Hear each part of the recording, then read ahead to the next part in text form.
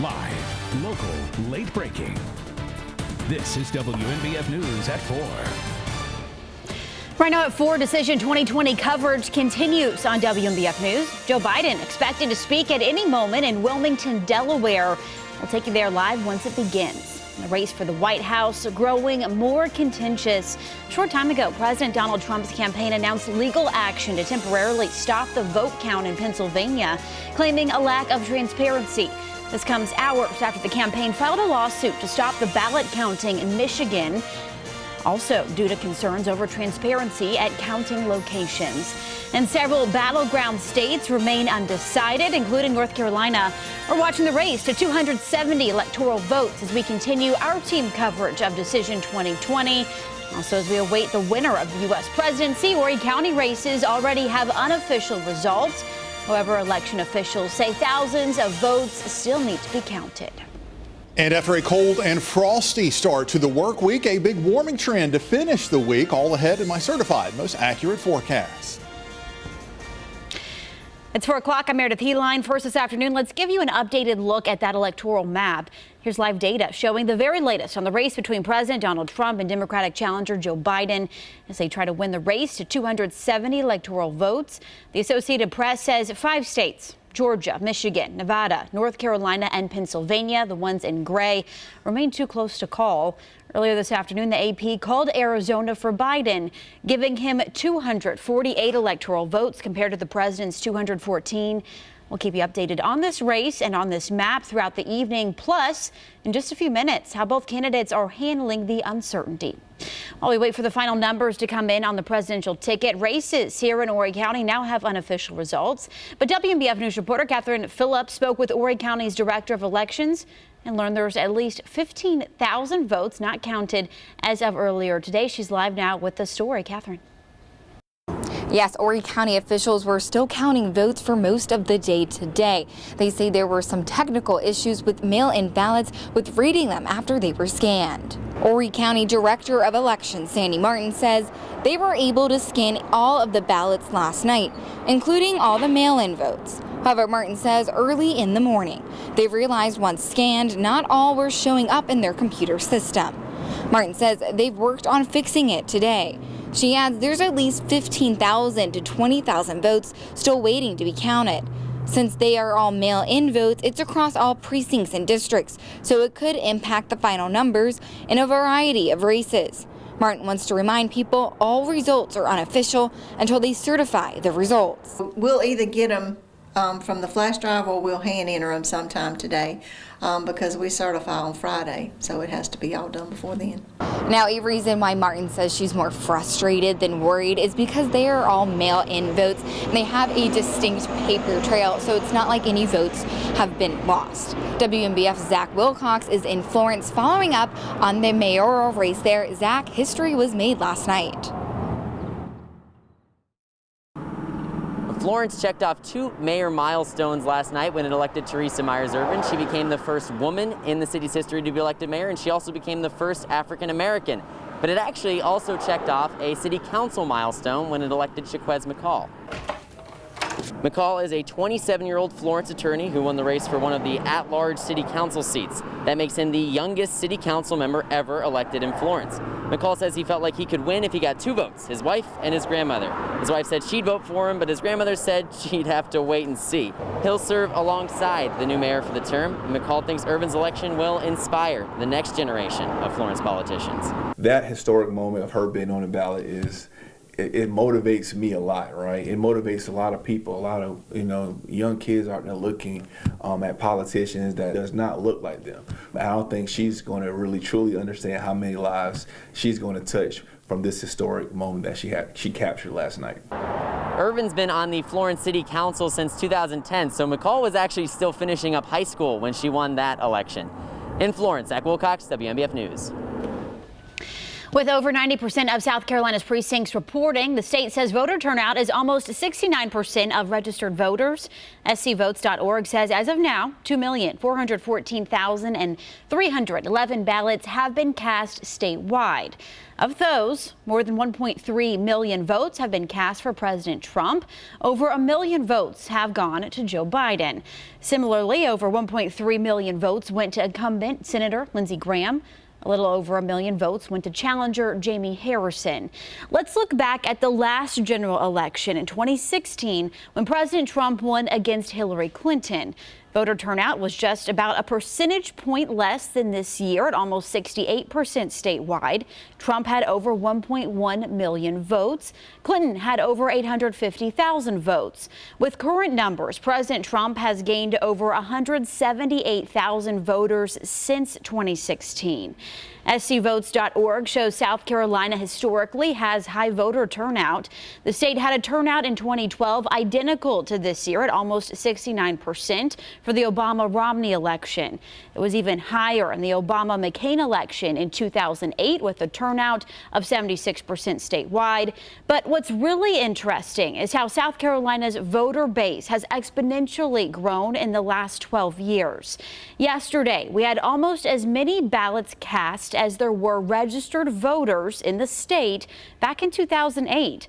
Also, since 2008, the state has registered more than 959,000 more voters. And since just the 2016 general election, South Carolina has registered over 380,000 more voters.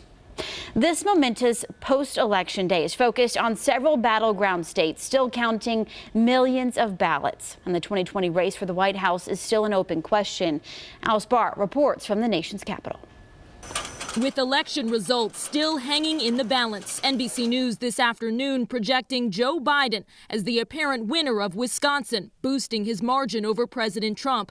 The results in that key battleground so razor thin, they may depend on a recount and confirmation. Votes still being tallied in Michigan, Pennsylvania, Georgia, North Carolina, Arizona, and Nevada. State election officials feeling the heat to get it right. Even once a ballot comes in, as you all know, it has to be validated. The signature on the envelope has to be checked. As expected, yesterday's in-person voting leaned toward President Trump, while the mail-in ballots still being counted have been trending for Biden. The Democratic candidate today projecting confidence and urging patience. It's not my place or Donald Trump's place to declare who's won this election. That's the decision of the American people. Early this morning, President Trump continued his months-long unfounded attacks on the election's integrity and claimed victory based on incomplete results. We were getting ready to win this election. Frankly, we did win this election. Today on Twitter, the president falsely claiming, quote, they are finding votes for Biden all over the place. In fact, elections officials are counting votes that were mailed in before the deadline, standard procedure in any election. But then again, this is an election unlike any other. The nation sharply divided and anxiously awaiting word of a winner. In Washington, Alice Barr, NBC News. As results continue to come in, make sure you stay with WNBF News, your Decision 2020 station. No matter how long it takes, we'll bring you the very latest until every winner is decided.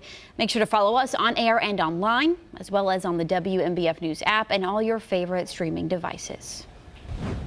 And a beautiful afternoon underway. Once again, plenty of sunshine, and as expected, temperatures gradually starting to warm their way up after being stuck in the 50s and 60s the past couple of afternoons. 60s to near 70 here this afternoon, and that warmer weather translates into a milder forecast heading into tonight. Clear skies once again, and not nearly as chilly as these past couple of nights. 55 my forecast here across the Grand Strand under clear skies, and then that warming trend continues for tomorrow. 73 tomorrow afternoon, but we'll also start to notice a bit more in the way of cloud cover sneaking in here, especially for the second half of the day. Florence into the PD. Here too, not nearly as cool. Low 50s, a couple of upper 40s north and west of I-95. And then tomorrow, once again, taking us back up into the 70s. A lot of us going to be flirting with 80 by the time the weekend is done. I'll have your full forecast coming up. Authorities have named a suspect in connection with the theft of a shrimp boat over the weekend. The Georgetown County Sheriff's Office says Daniel Janowski is wanted for the theft of the Lila Lee. The boat was stolen from the Marlin Quay Marina in Murrells Inlet early Halloween morning. Officials say Janowski is also wanted for possessing a stolen car in Colorado. This was shortly before the theft of the boat. The Lila Lee was found about a day after it was reported stolen. If you know where this man could be, you're urged to give authorities a call. A woman is behind bars after police say she stole pain medication while working at a pharmacy. Courtney Besant is accused of taking 16 hydrocodone tablets from a patient's medication bottle while working as a technician at Health and Wellness Pharmacy on Dick Pond Road in Socastee. Besant has since been booked into the J. Reuben Long Detention Center and charged with theft of a controlled substance. Authorities say witness statements, pharmacy documents, and video evidence all support the allegations against her. No bail has been set yet in this case.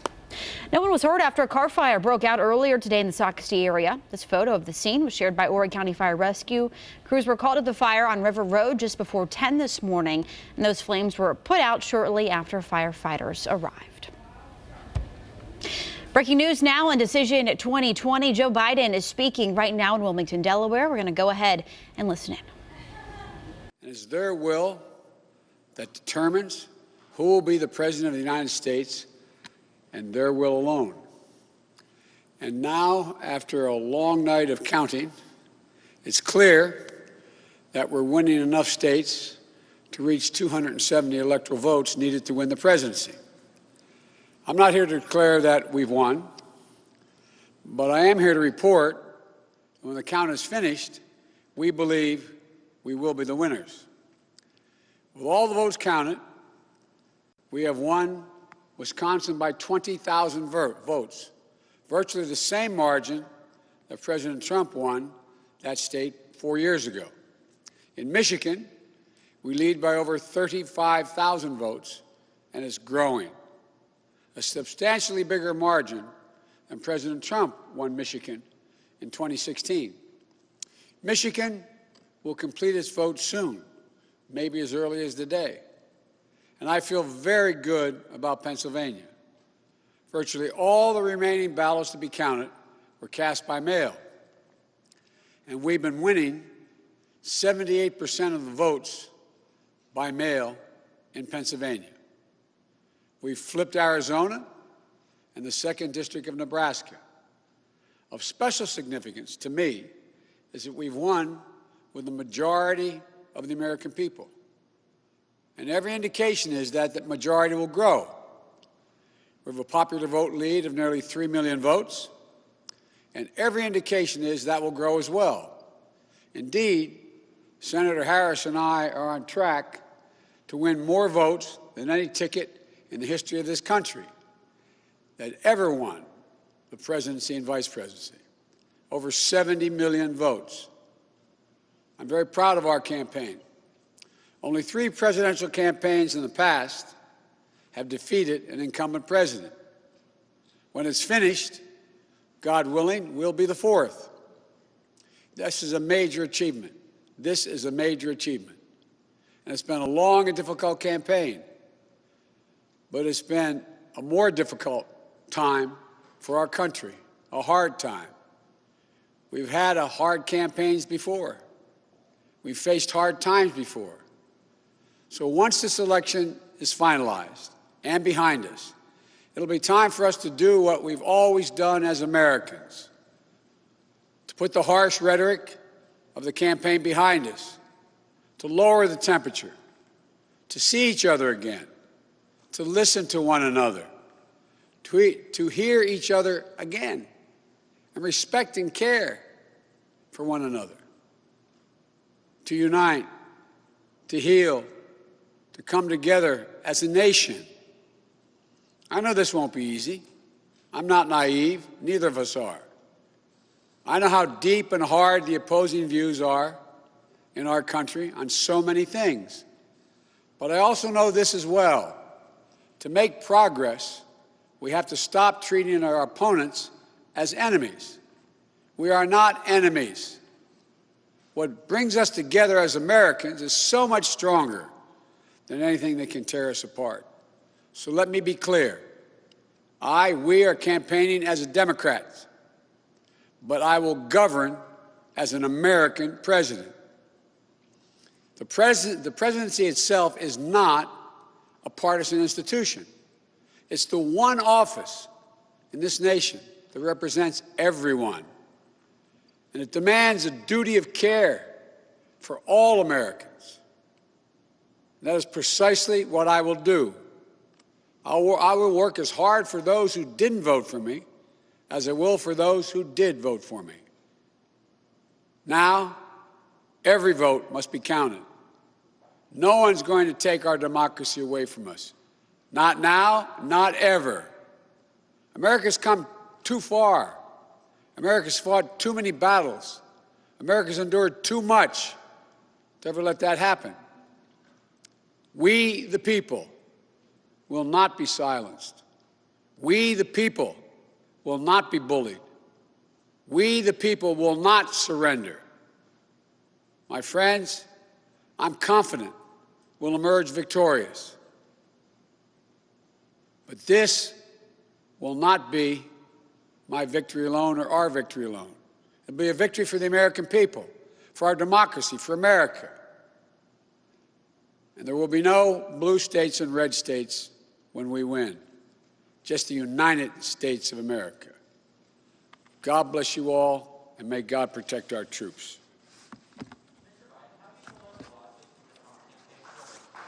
Thank you.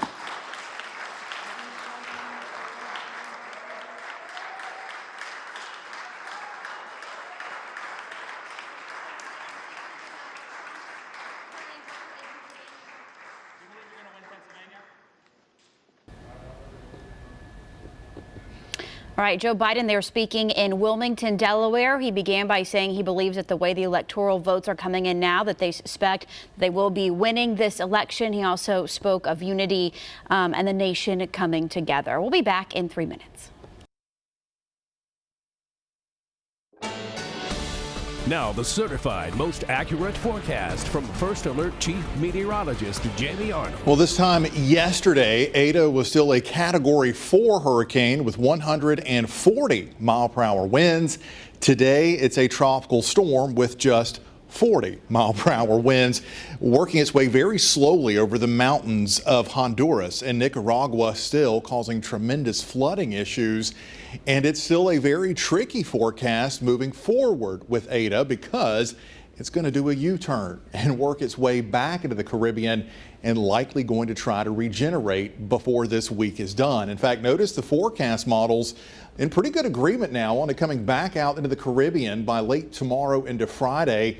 That's when it may regain tropical storm strength and then turning northward, perhaps threatening Florida as a tropical storm by the time we head towards the end of the weekend and into early next week. 2020 still doing its thing out there in the tropics. Thankfully for us, though, things are nice and quiet around here, but also turning warmer. Today we were up around 70. Low 70s tomorrow, and look at that forecast here as we head into the weekend. 73 Friday at the beaches, a pair of 75s coming in for Saturday into Sunday. Inland areas even warmer with 75 Friday, upper 70s to near 80 as we head into Saturday and Sunday. But notice that wind direction here coming in off the ocean. That tends to pick up some moisture from time to time, give us a bit more in the way of cloud cover and a couple of isolated showers. Notice those 20 to 30% chances for a few of those light showers Friday through the weekend and into early next week. That's it as far as any weather goes around our area. Notice tomorrow morning we start off into the 50s, much milder than the past couple of mornings. Could be a little patchy fog in a couple of spots. And also notice a bit more in the way of cloud cover, especially as we head from midday into the afternoon. But notice those temperatures climbing their way into the low 70s by lunchtime. Afternoon temperatures hovering in the low to mid 70s. And again, likely going to have to see some more clouds drifting overhead as we head into the afternoon and evening. The near Myrtle Beach 7-day forecast showing those temperatures back to 73 again on Friday with an isolated shower or two. Mid 70s through the weekend with just those 20% chances of showers, and then even warmer into the upper 70s as we head into the first half of next week. Florence into the PD, 74 Thursday, 75 Friday. Then we're talking upper 70s for the weekend and temperatures all the way up to 80 with a few isolated showers early next week. The newest coronavirus numbers are in from DHEC. Officials say there are 647 new confirmed cases of COVID-19 in South Carolina. That brings the total number of cases since the pandemic began to more than 171,000. 35 of those new cases are in Horry County. Lawrence County has 14 new cases, while Georgetown County has 4. 14.5% of the more than 4,400 results today are positive. DHEC also says 16 more people have died from COVID-19 in our state. That includes 1 death each in Horry and Marlboro counties. 3,728 people have now lost their lives to the virus in South Carolina. We're learning more about a new tool that aims to help track any potential side effects of a COVID-19 vaccine once one becomes available here in the United States. Mandy Gaither reports.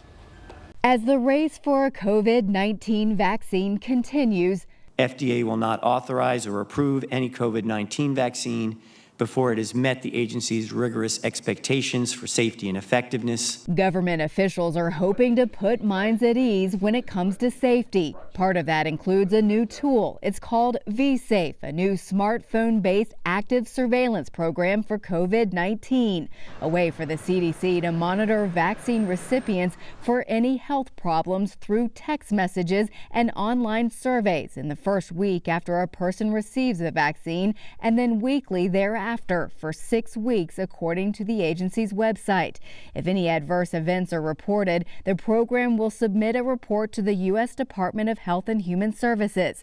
During the early phase of distributing a COVID-19 vaccine, initial doses may be given to specific groups such as healthcare personnel and other essential workers, so they'll likely be the first to use vSafe. While some health experts say it's important to have other methods besides cell phones for reporting any vaccine health problems, there are advantages as well, including being able to get a lot of data quickly. For Health Minute, I'm Mandy Gaither. If you want to get tested for COVID-19, you'll have plenty of chances as we get close to the weekend. DHEC is hosting a number of free testing sites tomorrow. The first will be held at the James R. Fraser Community Center on Bucksport Road in Bucksport. That starts at 10 in the morning and runs until 2. At the same time, another testing clinic will be set up at the Sreven Baptist Church on South Island Road in Georgetown. That'll also run from 10 that morning until 2 that afternoon.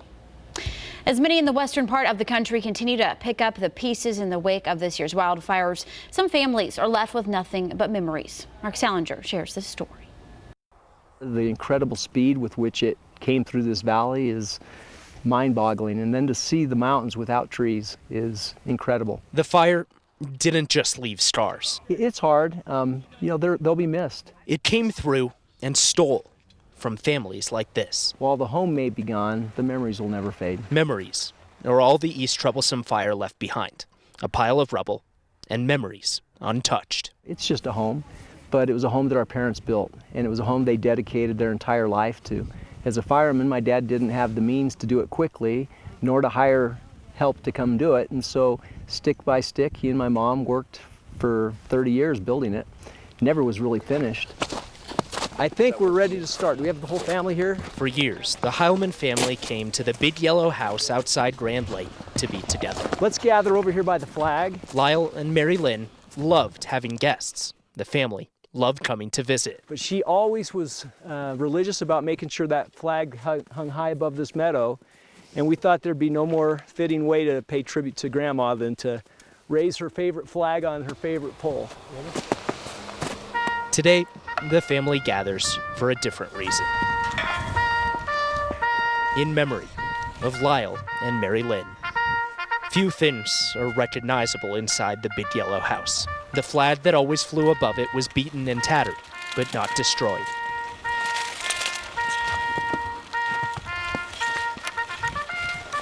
Lyle was a veteran and a Denver firefighter for 3 decades. He was my childhood hero. All of my friends wished that their dads were firemen. The couple in their 80s could never have imagined being apart.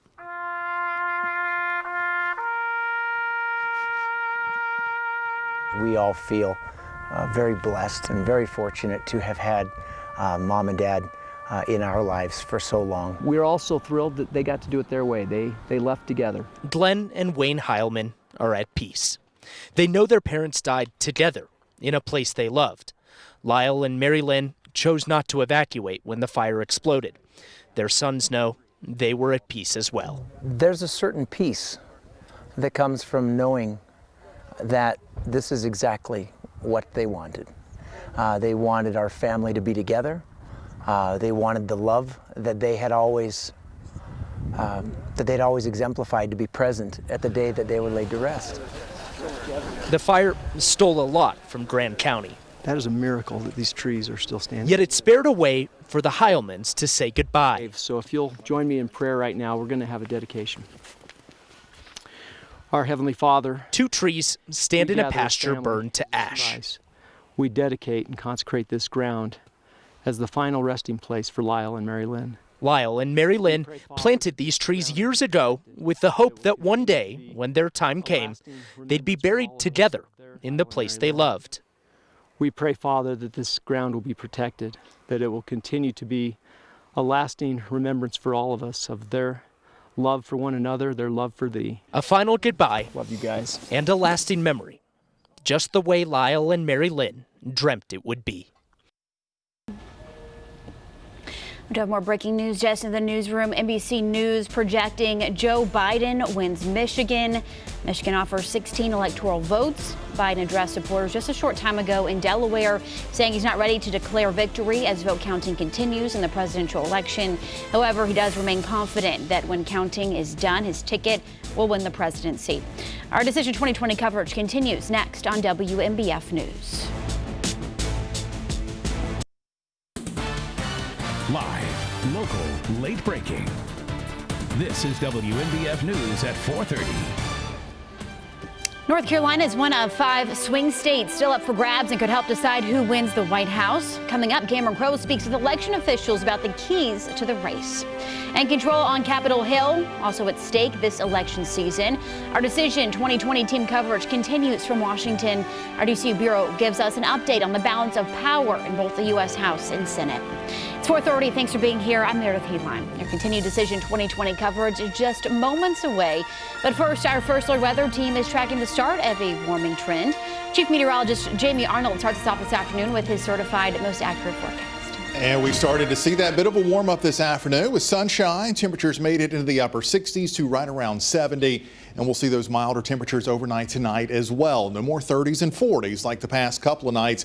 Mid 50s on the beaches, upper 40s to low 50s once you head across the PD by the time you wake up tomorrow morning. So you won't need that jacket or sweatshirt, especially considering the fact temperatures warm quickly heading into tomorrow afternoon. 72 in Myrtle Beach, 72 in North Myrtle, 70 for Marion, and 74 tomorrow afternoon as we take you into Florence. And then looking ahead, that warming trend actually pushes us near 80 as we head towards the weekend. A couple of isolated showers this weekend as well. And Ada, it's going all 2020 in the Caribbean, perhaps eventually threatening Florida. The very latest on that coming up.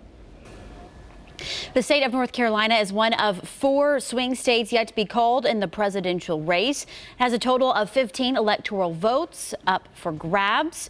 It's actually now one of 3. Michigan was just called for Joe Biden. And as this key state hangs in the balance, WNBF News reporter Cameron Crowe spoke with an election official there about the Decision 2020 process. Yeah, we're into Wednesday afternoon and still nothing has been decided in the Tar Heel state when it comes to the presidential election. While votes are still being tallied in North Carolina, the Scotland County Director of Elections says everything went smoothly during the election.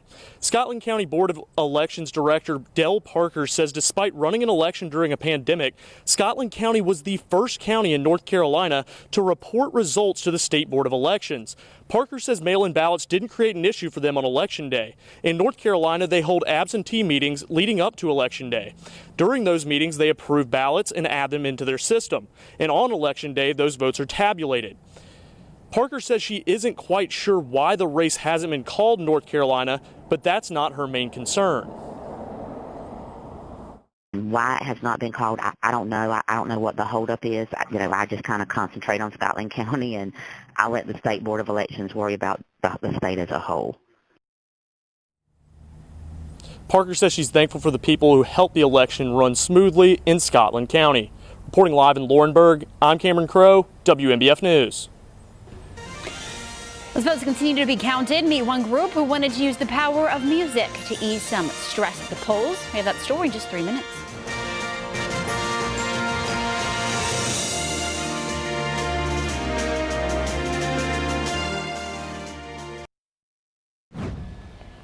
There's no doubt this year's election season has been a contentious one. With emotions running high and a global pandemic, it can feel pretty stressful. But as Ivan Rodriguez reports, one group decided to bring soothing sounds to the polls this year. I just like the sense of freedom that it gives me. Music is profoundly unifying and calming. Psyche has played the cello and taught students like Flynn for years. I've performed with classical ensembles and rock bands. I've even had the honor of playing at Red Rocks once. But never outside a polling place. Oh, the music was soothing and beautiful and melodic. They were just lovely. For voters casting their ballots, the music helps calm them, even if only for a few moments. Everybody has so much anxiety in this election that having the music just relaxes people and makes them feel more peaceful. And even though people aren't having to wait hours in line to have their voices heard, Psyche knows she's making a difference. It's incredibly important to support our community in this way.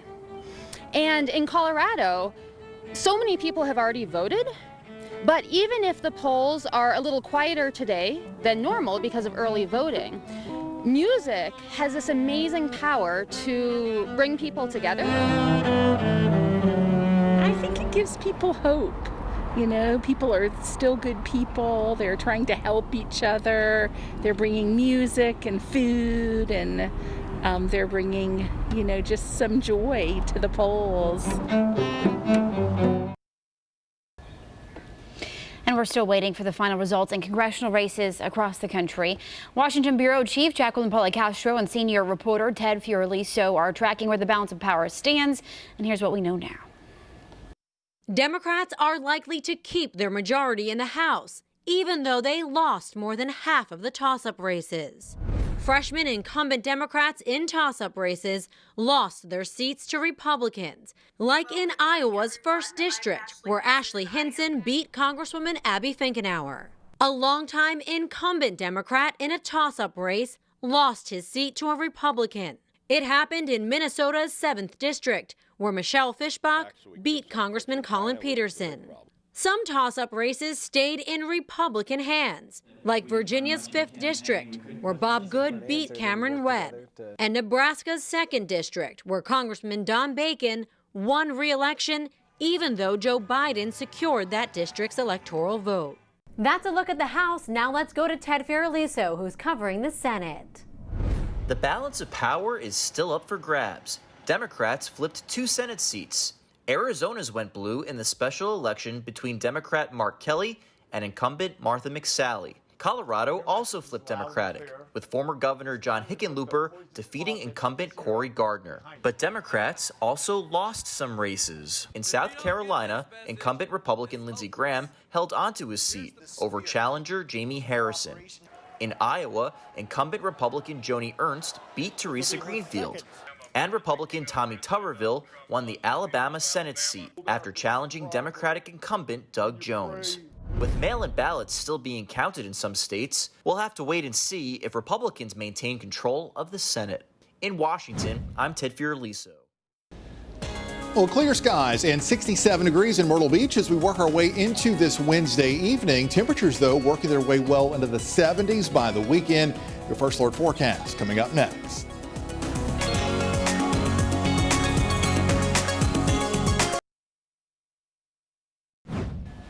If you're looking for distraction from the polls, there's plenty of action coming to your screen this week. David Daniel has a look at 2 new movies that could keep you busy as we await those election results. You break your parole, get back to prison. Anyone can get drugs inside. It's you. I want out. We go along with the general's plan. Evidence of fentanyl being methodically distributed inside a state prison buries the general for good. And if that happens, you're a free man. Joel Kinnaman is the informer. Stay with me. He's a special ops soldier turned criminal turned FBI informant who's sent inside a notorious prison to bust a drug cartel. But once inside, he finds some people don't want him to ever get out to his beautiful wife and daughter. Rosamund Pike, Clive Owen, Ana de Armas, and Common also star in the action thriller, which debuts on Premium VOD on Friday. A lot of people are wondering what happened last night with you and the boy. I tried. She didn't listen to me. She didn't listen to me. If you touch me, you will burn. That's impossible.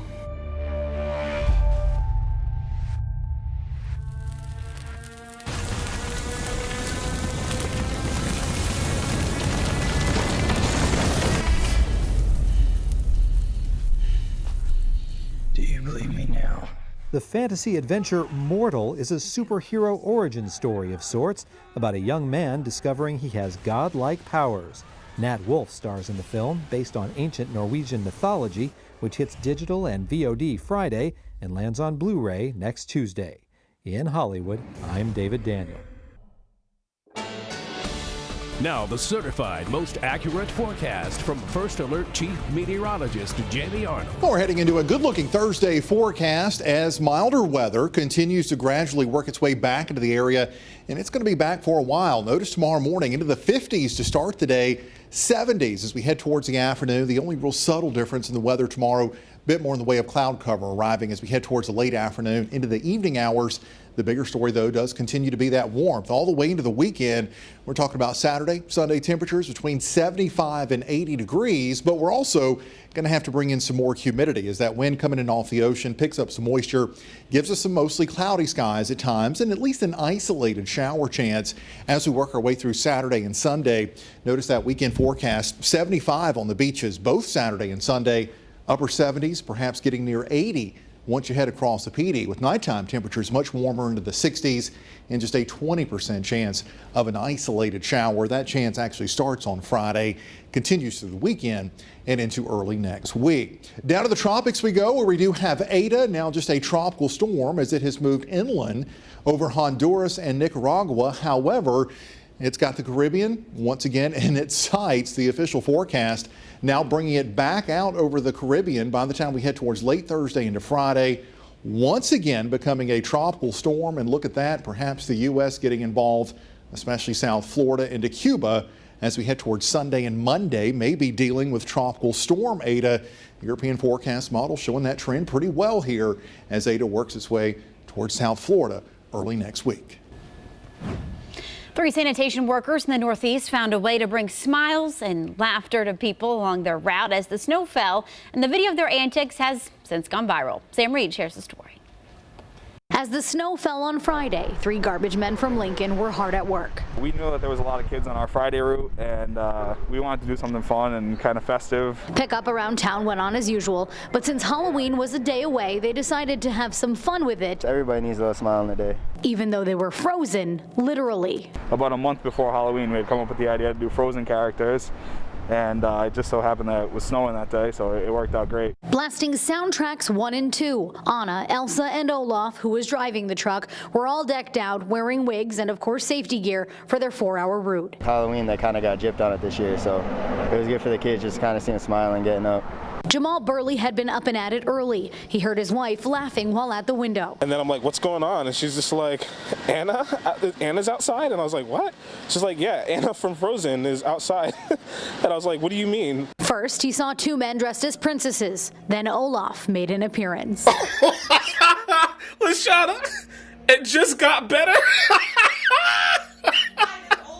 Yes. And then all of a sudden, Olaf pops out, and I lost it. Jamal couldn't let it go. I just thought it was hilarious, and anything that I find that's funny, I'm always sharing. He posted this video on social media that's since gone viral. Life's too serious at times to not find humor in things. I feel like this is a good laugh that everyone needs. As long as we made one person's day, that's all that mattered by doing the whole thing. That's pretty good.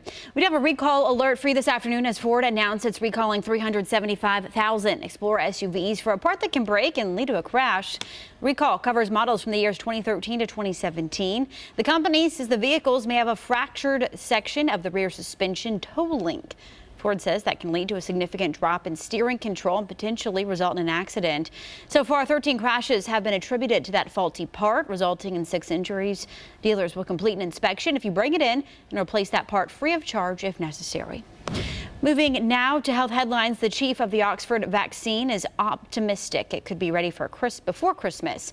Andrew Pollard told United Kingdom lawmakers at a government committee hearing today there's a small chance the treatment could be revealed to work before the end of the year. He did stress, however, that the data must be reviewed by regulators before the vaccine could be distributed, and no timeline was provided for that step.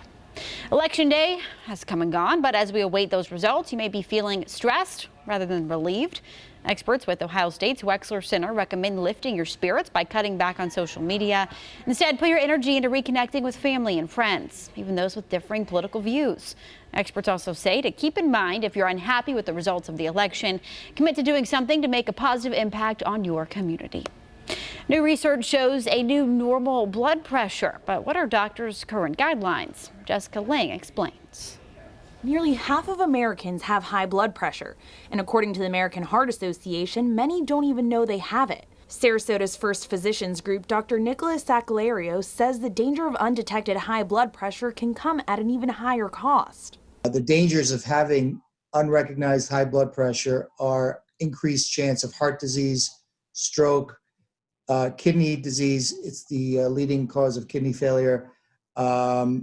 And as well as the eyes can be affected as well. So basically, organs of the body get affected in very bad ways. So that's why it's important to control. Now, research published in JAMA Cardiology finds levels of blood pressure that are typically considered normal can still be high enough to cause damage. So what is good or even normal blood pressure? Dr. Sacalario says the goal is still 120/80. The old guidelines were actually higher. They were 140/90. So now we've lowered it to 120/80 based on studies over the last couple of years. However, there's always the risk of going too low. You don't want to lower someone's blood pressure too low, then you cause symptoms of lightheadedness, potentially leading to falls. So there is a balance there. While there are risk factors associated with blood pressure, Dr. Sacalarios explains there are ways to prevent and control hypertension. Keep as close an ideal body weight as you can, which is hard. Stop smoking. Alcohol, you definitely want to cut down as much as you can and give it up if you have to see if you can get down if you don't want to take medication. Good afternoon to you. I'm Eric Weisfeld. Here's a look at just some of the stories we're working on for you for your news at 5 o'clock. As we wait to learn who will be our next president here at home, we have a better picture of what the elected leadership looks like here in South Carolina. Madison Martin speaks with some lead party officials. Their interpretation new at 5. We know Congressman Tom Rice will continue in the U.S. House of Representatives after winning the re-election. His focus for the future, that is also new for you at 5 o'clock. We have brave the colder temps. How about a warm-up to end the week? We'll have details in your certified most accurate first alert forecast when you join Meredith and me for WNBF News at 5 o'clock.